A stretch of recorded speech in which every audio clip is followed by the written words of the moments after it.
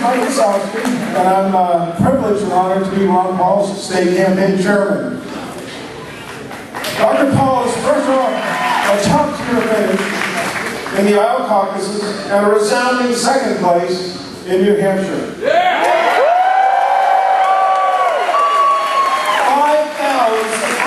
55,455 people saw his name on that ballot and pushed the button.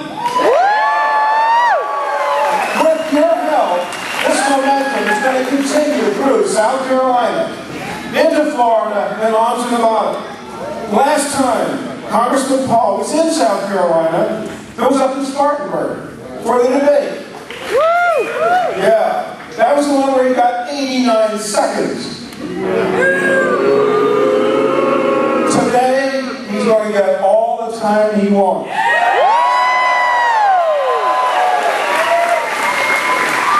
In May of 2007, Ron Paul was here in Columbia at the Coker Center.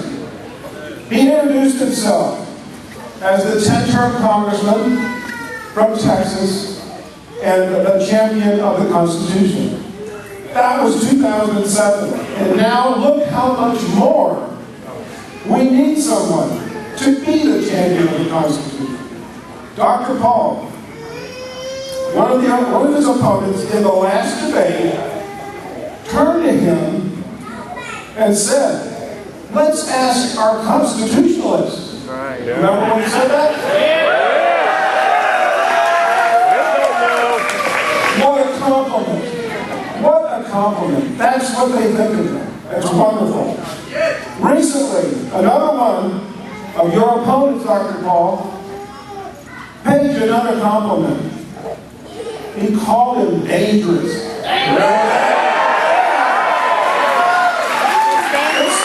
like they're feeding us this stuff. So it's wonderful. I pray that it's true what they say. First they ignore you, we know how that feels. Then they attack you, call us dangerous, attack us, but then we win.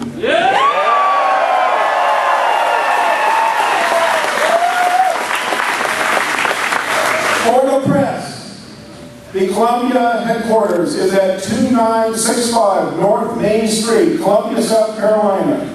It's open Monday through Friday, 10 a.m. to 9 p.m. and Saturday, 10 to 6. That's for the press. Now, please help me welcome our modern-day founding father and champion of the Constitution, Ron Paul.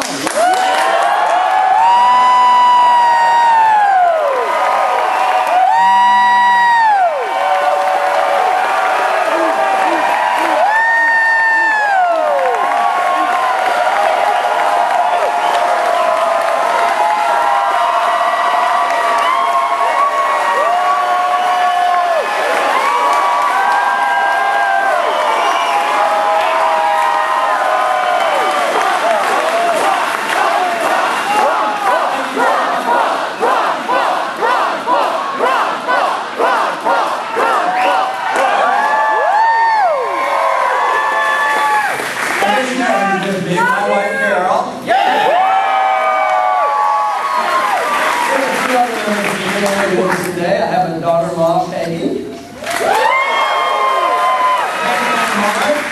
a daughter, Linda. Thank you so much for coming out. We did have an exciting evening last night. Anybody watch TV last night? That's great. You know, it's pretty amazing how sometimes if you're in second place, they talk about the first and the third place. But last night it was a little bit different. They had a little harder time avoiding the real conversation. And like I said last night, you know, Romney did have a victory. But we had something very, very special. We had a victory for something very important in this country. We had a victory for the cause of liberty.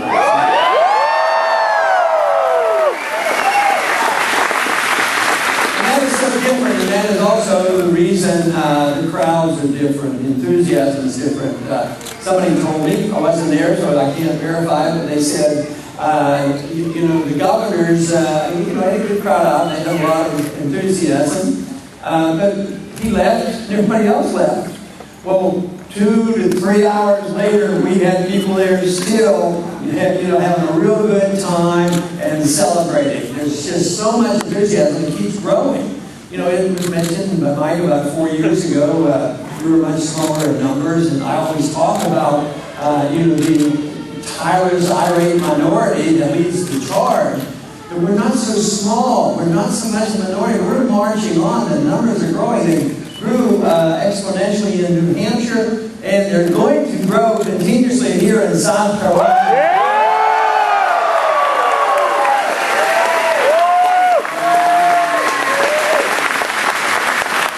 This morning they cited the poll, and of course they can cite one poll or they can make a poll up. Sometimes they try to do elections by polling. Of course, the poll they cited was, I was not up the top here in South Carolina.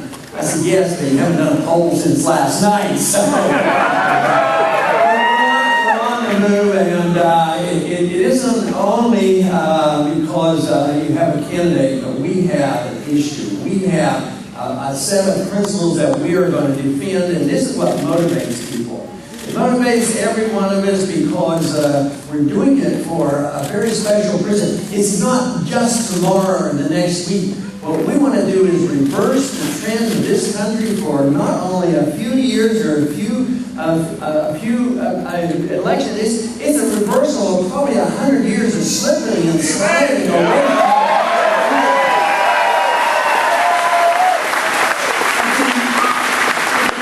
The great thing is we need something different, but we don't need anything brand new. But we need to go and find out what we were told to do to run this country. They wrote a little document called the Constitution.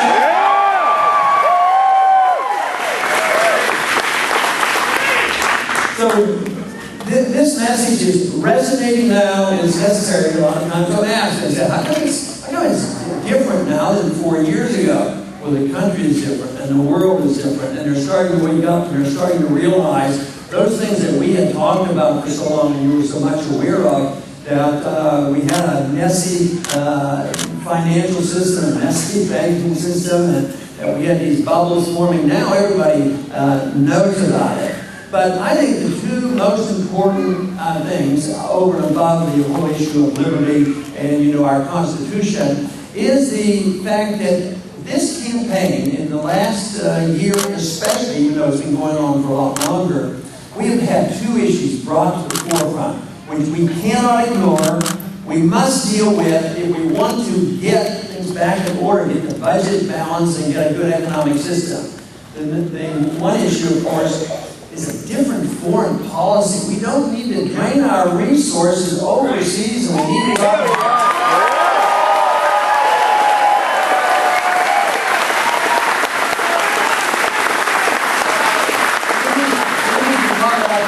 policy of the founding fathers and the foreign policy that's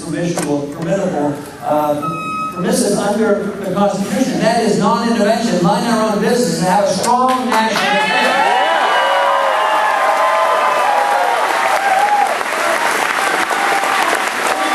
Unfortunately, we have some in the Republican Party who thinks that if you spend less money on child health care, that might be conservative, but if you spend less money overseas, that's conservative. If you spend more, it's supposed to be conservative.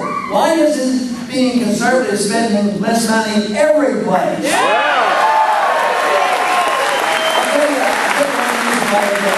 I'll tell you about national defense, which I'm worried about too. I had a little bit of experience. I spent a few years in the military in a tough time, at the peak of the Cold War.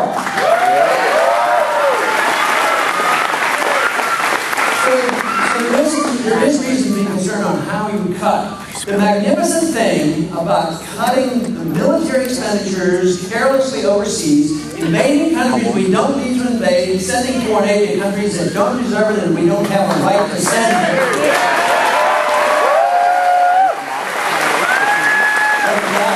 What it does is gives us a stronger national defense, not a weaker national defense.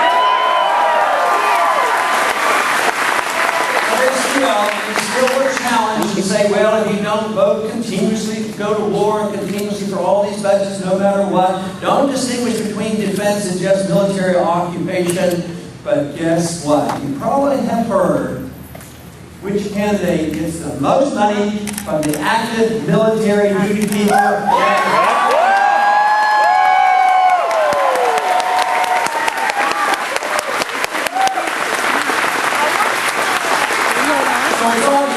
That being a constitutionalist and a conservative and not wanting to waste money overseas, that the Constitution is very, very explicit. That is a federal function. It's not a state function. It's a federal function to have a strong national defense. And it can be done and not shortchanges this country in any way whatsoever. But if we continue what we're doing in foreign policy, which literally in the last 10 years of these wars, we have expanded our national debt by $4 trillion. Now, what is the solution to this? Are we going to get wise people in Washington all of a sudden say, well, this is in this country, but not this country, let's do this, and that's from this country? No, what we need to do is say that once again, this country should never go to war unless the war is declared, win it, and come home. Yeah.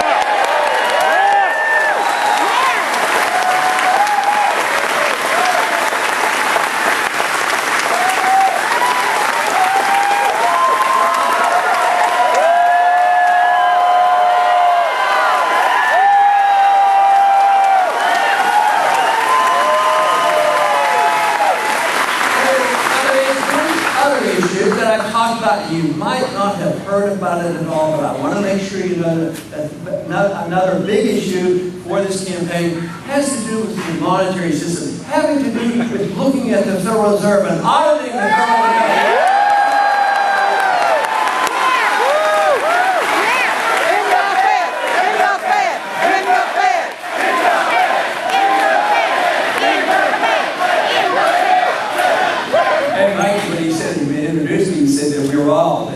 Because when they call me dangerous, they're calling you dangerous too. Yes, the Federal Reserve considers us a danger because we're going to break up their monopoly and all their bailouts and their friends on Wall Street and all the things that they do.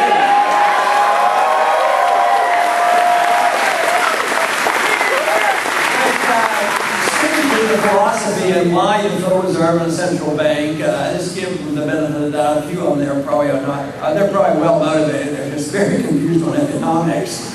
But with the whole idea that when you run out of the ability to tax the people because they'll go broke and they'll resent it, and you run out of the ability to borrow money because interest rates will go up, countries do this. All the countries in the world are doing this now. They think they can continue to just print currencies forever and create wealth. And all it does is literally destroys wealth. It not only eventually destroys the wealth because it destroys the currency, in the meantime, it does serve special interests. The destruction of a currency undermines the middle class, and the wealth of the middle class goes to the wealthy. And, of course, they get control of the government. And then when the bailouts come and the monetary system works, guess who gets bailed out? The people who did making all the money when the financial bubbles were being formed. What happens to the middle class? Not only does the middle class shrink, they become poor, they lose their jobs, and they lose their houses. And then we end up with an educational system where we graduate maybe more people, but they can't get jobs and they owe $1 trillion. This dependency on the federal government to take care of us from cradle to grave, whether it's education or medical care or whatever, it doesn't work. And I think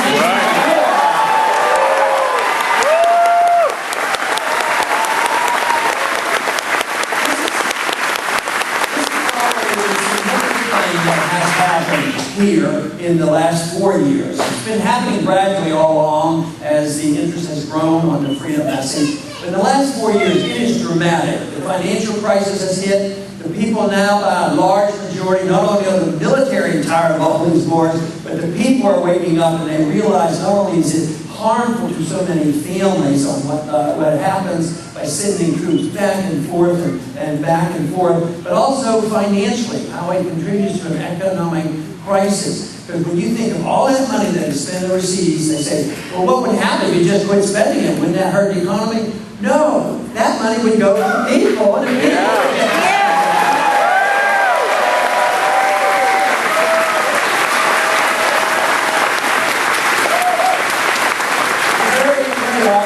the issue is on the minds of most Americans and people I've talked to. It boils down when they look at it just in a superficial way or what they're most concerned about. It is the economy and jobs and inflation and the future of our economy. So even those who have jobs and seem to be doing well, they also know that there are some serious problems and they're not overconfident. Oh, this will clear up. This is a mild recession. It'll be over in a little bit of time, like the government tells us. But no, it's 4 years now. There's no signs that it's really ending. The world is engulfed in a financial crisis, and all they're doing is printing all the currencies. But they're still depending on you and your dollar. They're saying that ultimately, the dollar has to bail out everybody, and they've been doing it. Right now, we've made promises to Europe. The banks are on the ropes because they have bought up debt in Spain and Italy and also in Greece. And we, in a way, are backing that out because our banks have branches over in Europe, and nobody wants the banks in Europe, and our banks can go under, and they and not only are involved in buying the debt, they get involved in this derivatives market. And they say, well, if we don't bail them out, they'll all go bankrupt. Well, that's what they should do. They should.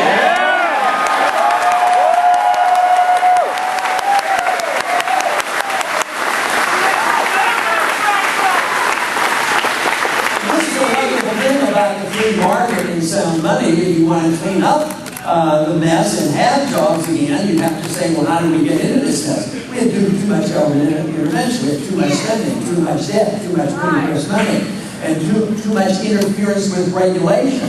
So if we got into that mess systematically and consistently over decades, we have to stop it. But the real financial bubble that we're working in trying to resolve right now started in 1971. That is when they were the last link of our dollar to anything sound like gold. It was removed, which gave license to the big spenders across the political spectrum. And they were always compromising. They said, we need more compromise in Washington. We don't need more compromise at all.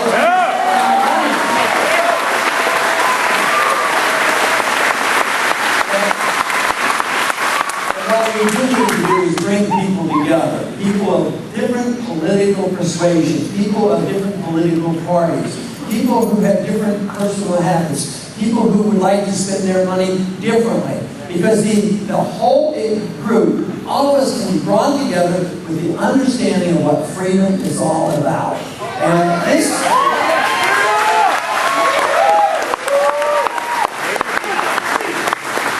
I saw a little clip yesterday of a young lady talking about this, and she was talking about the politics of it all, but she was also talking about it sociologically, and that was that yes, freedom is a great thing to deliver politically and get people motivated and let's hope to really influence the Republican Party because they give a lot of good rhetoric about freedom and individual liberty, but make them stick to it. But she was indicating that it's a social thing too, that not only is it political, because it minimizes the political activity. It shrinks government. It shrinks the government involvement in our lives and spending our money, regulating the economy. Then all of a sudden it brings people together. So everybody has a self-interest for different reasons. The self-interest is, leave me alone. Let me take care of myself.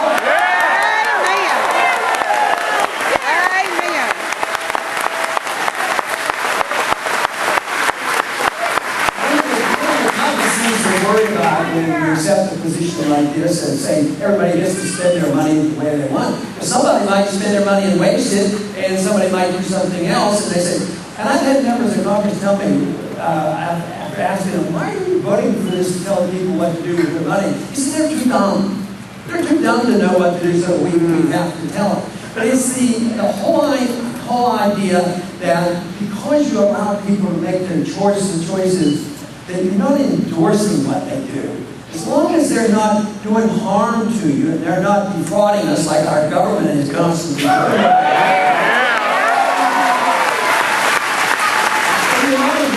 It's very easy for us to understand this in religious matters. Because we legalize the freedom of choice in religion, or we even, believe it or not, legalize the choice of not going to church on Sunday if you don't want to.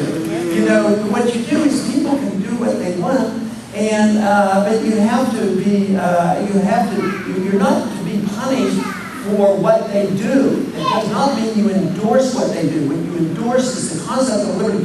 That is what made America great. It was across the board, and it was to say, what we want to give you what is individual liberty. The purpose of all political action, from my viewpoint, is the protection of liberty. That's it.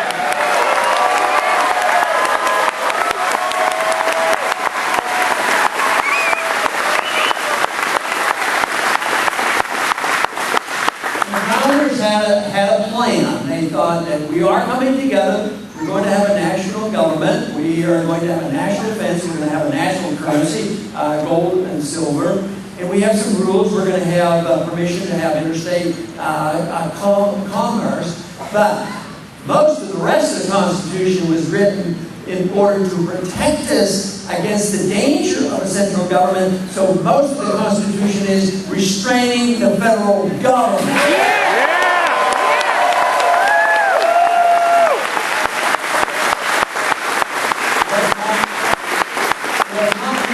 Restrain you in any manner whatsoever. And if the people in the country still wanted more government than the federal government was provided, there was no prohibition. You can go to your state government and beg and plead for more taxes and more regulations or whatever you wanted. But it was not meant to be the federal government. But it's out of control. It's out of balance. Not only do we have to worry about the continuation of the accumulation of power in Washington, D.C., unfortunately, it's going one step further. We now have international government that is very much involved through environmental laws, educational mandates, and all kinds of things under the organization, the United Nations, the IMF, and the World Bank. And I think that we should strictly adhere to the Constitution and not deliver any of our sovereignty up to any of these.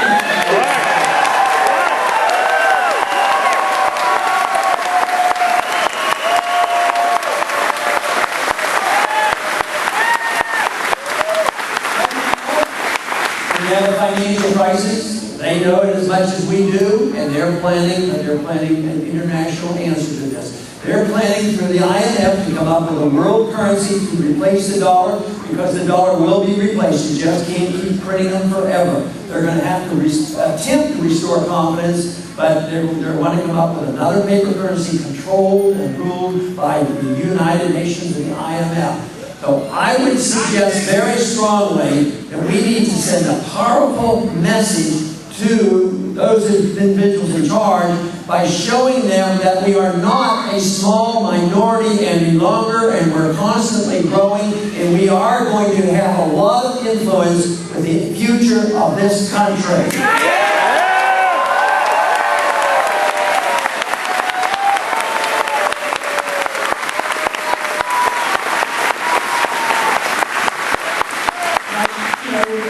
Weeks ago, we had a message, and we thought we had sent out a pretty positive message on Iowa. I think we sent out a pretty positive message last night. I think South Carolina is next on the list.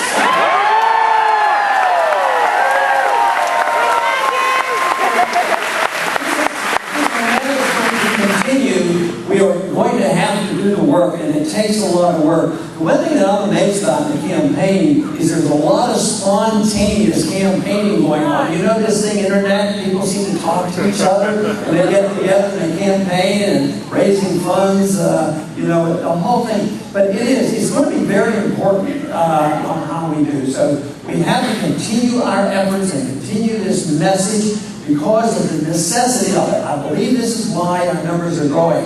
Not so much that they people got converted, but they automatically got concerned. Even the people who are on the receiving end of all these government benefits are scared to death about what's happening. So, and the people are just tired of the overseas expenditures, and they're looking for something. Fortunately for us, we don't have to invent it. We have to talk about our Constitution. We have to talk about the traditions of America. And the tradition of America was self-reliance and independence. We know where our rights come from. Our Declaration tells us our rights come from our Creator. And our lives come from our Creator.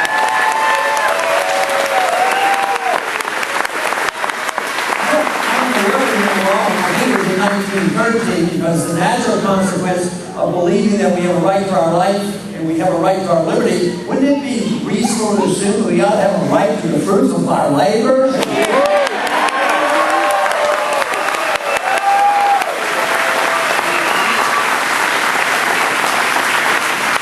I'm looking forward to these next few weeks, and we are going to be very, very busy and involved, and we're getting ready to send this message because it's going to become a very, very much of a national message, because we have to change what is happening. The status quo, you know, the danger that we are to that is we're going after the status quo and the people in charge, and they ought to be looking out because we're coming and we're going to deliver this message.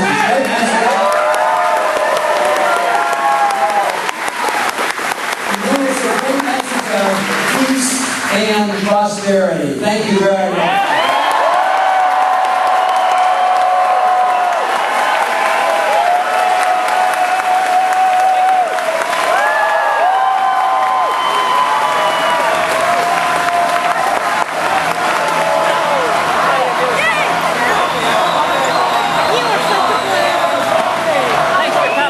Thanks for coming out. Thank you, Dr. Paul. Thank you.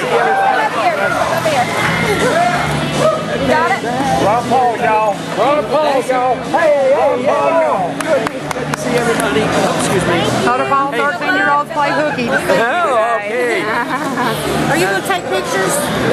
Not systematically, because we got to get to our next stop. But I'm going to stay around for a couple minutes. Hey, thank you, Dr. Paul. Good to see everybody. Thank you for Dr. Paul, 30 years. Great. Good to see you again. Woo!